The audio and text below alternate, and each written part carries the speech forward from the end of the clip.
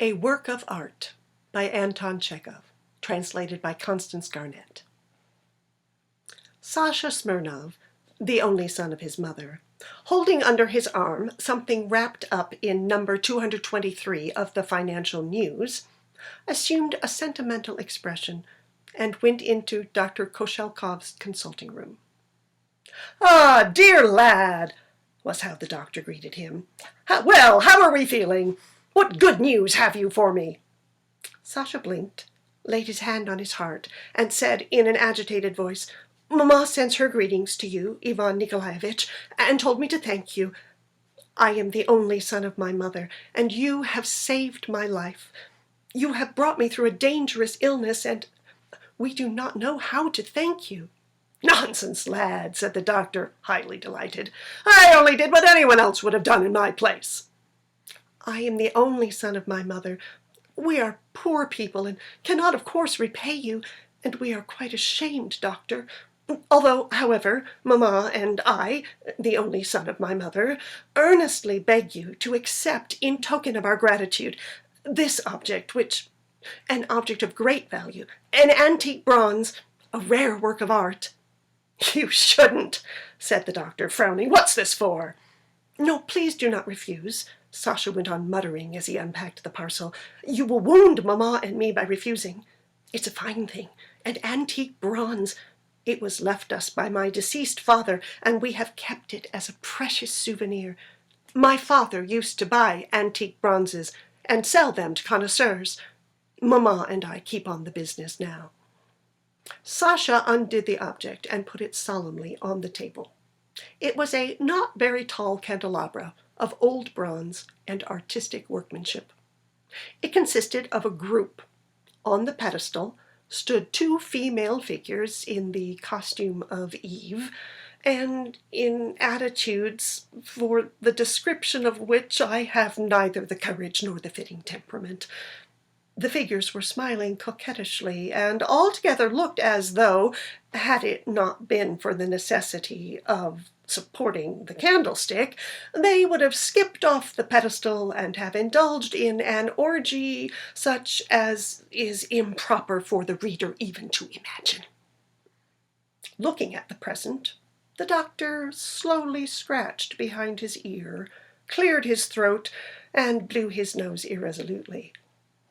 "Yes, it certainly is a fine thing," he muttered, "but how shall I express it? It's not quite for family reading. It's not simply décolleté, but beyond anything, dash it all." "How do you mean?" "The serpent tempter himself could not have invented anything worse. Why, to put such a phantasmagoria on the table would be defiling the whole flat." "What a strange way of looking at art, doctor," said Sasha, offended. "Why, it is an artistic thing. Look at it. There is so much beauty and elegance that it fills one's soul with a feeling of reverence and brings a lump into one's throat. When one sees anything so beautiful, one forgets everything earthly.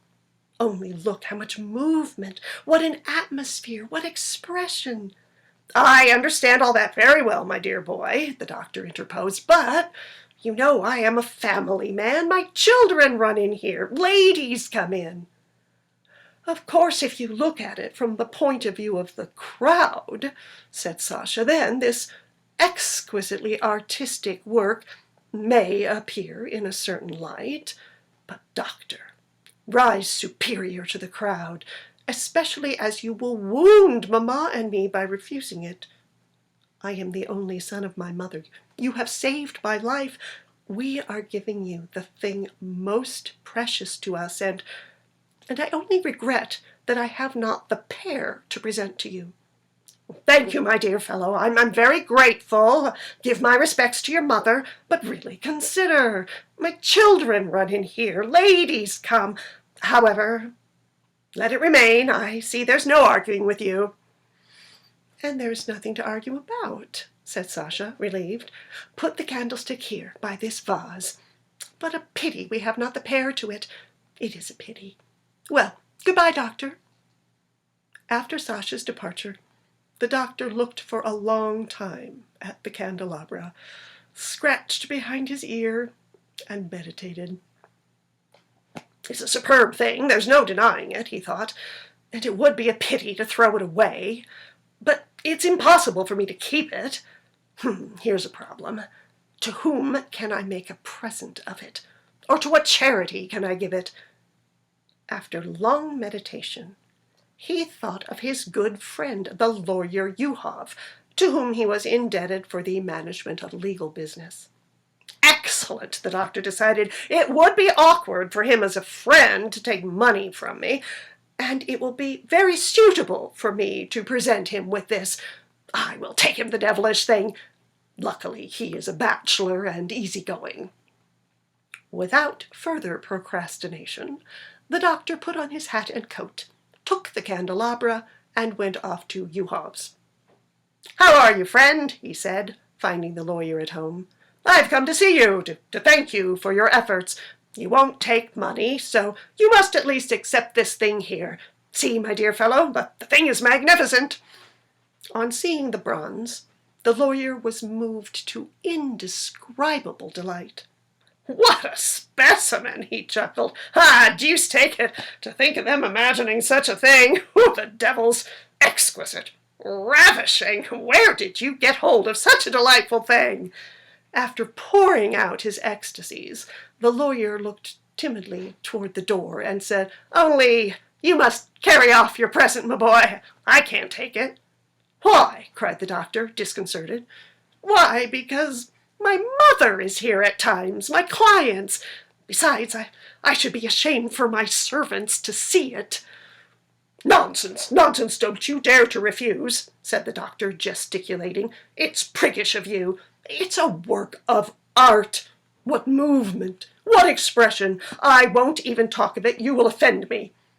Well, if one could plaster it over, or stick on fig leaves." But the doctor gesticulated more violently than before, and dashing out of the flat, went home, glad that he had succeeded in getting the present off his hands.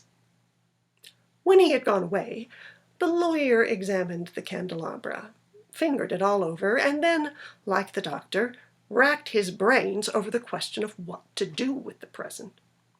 "It's a fine thing," he mused, "and it would be a pity to throw it away, and improper to keep it. The very best thing would be to make a present of it to someone. I know what! I'll take it this evening to Shashkin, the comedian. The rascal is fond of such things, and, by the way, it is his benefit tonight."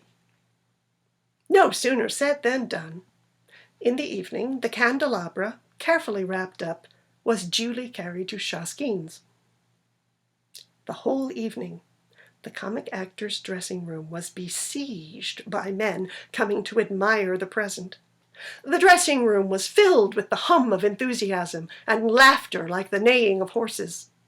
If one of the actresses approached the door and asked, "May I come in?" the comedian's husky voice was heard at once, "No, no, no, my dear, I am not dressed."